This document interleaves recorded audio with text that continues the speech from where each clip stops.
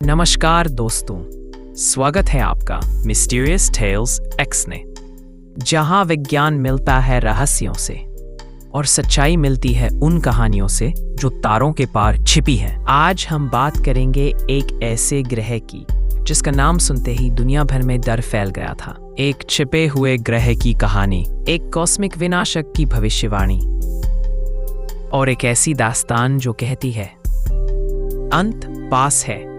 हाँ दोस्तों, हम बात कर रहे हैं निबिरू की, जिसे कहा गया है द प्लैनेट ऑफ डूम, यानी विनाश का ग्रह।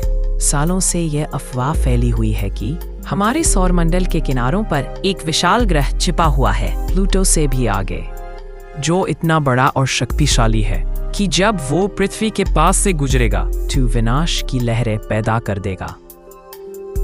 कहा जाता है कि जब निबिरू अपनी कक्षा में लौटता है तो उसकी गुरुत्वाकर्षण शक्ति से भूकंप, सुनामी, ज्वालामुखी विस्फोट और सभ्यताओं का अंत हो जाता है। लेकिन सवाल ये है, ये कहानी आई कहां से? 1970 में के दशक में एक लेखक ज़करिया सिचिन ने एक किताब लिखी, द 12th प्लैनेट। उन्होंने दावा किया कि उन्होंने प्राचीन सुमेरियन सभ्यता की मिट्टी की तख्तियों का अनुवाद किया है, जिनमें लिखा था कि कुछ देवता आकाश से पृथ्वी पर उतरे थे। इन देवताओं को कहा गया अनुनाकी, जो एक दूरस्थ ग्रह निबिरू से आए थे। सिचिन के अनुसार निबिरू एक बहुत बड़ा ग्रह था जिसकी कक्षा बहुत लंबी थी और वह हर 3600 साल में एक बार सौरमंडल से गुजरता था। हर बार जब वह लौटता तो पृथ्वी पर तबाही मचा देता था। सभ्यताएं मिट जाती थीं, समुद्र उबल उठते थे और इतिहास एक नई शुरुआत करता था। सिचिन ने यहाँ तक कहा कि अनुनाकी में ही मानव सभ्यता बनाई। उन्होंने अपने डीएनए को प्रारंभिक मानवों के डीएनए से मिलाकर हमें बुद्धिमान प्राणी बनाया। ये दावा अजीब था, लेकिन दुनिया भर में करोड़ों लोगों की कल्पना को झकझोर गया। फिर आया साल 2012, वो साल जब मायन कैलेंडर के अनुसार दुनिया खत्म होने वाली थी।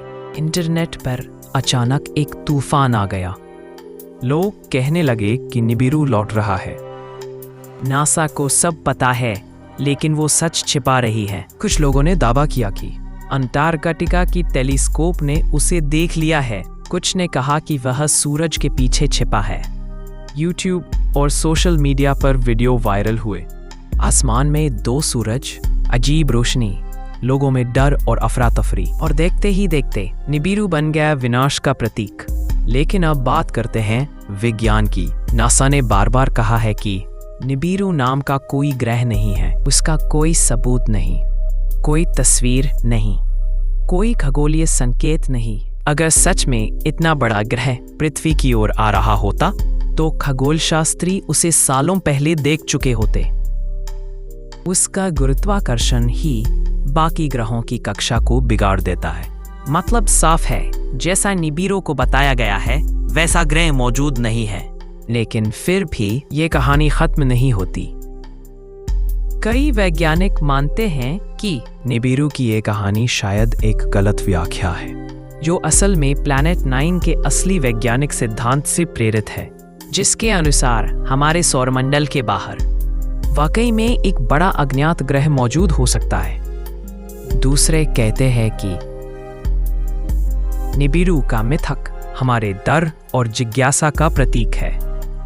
एक ऐसी कहानी जो हमें याद दिलाती है कि ब्रह्मांड में बहुत कुछ ऐसा है जिसे हम अभी तक नहीं समझ पाए हैं। अगर हम इतिहास देखें तो हर सभ्यता ने किसी आकाशीय विनाशक ग्रह का जिक्र किया है। सुमेरियों ने कहा निबिरू, बेबीलोनियों ने कहा मार्दुक, माइनों ने कहा स्टार ऑफ डेथ, और बाइबल में लिखा है वर्मवुड स्टार, जो आसमान से गिरकर पृथ्वी को जहरीला बना देता है। क्या ये सब सिर्फ कल्पना है या फिर ये किसी वास्तविक प्राचीन घटना की यादें हैं? कोई नहीं जानता।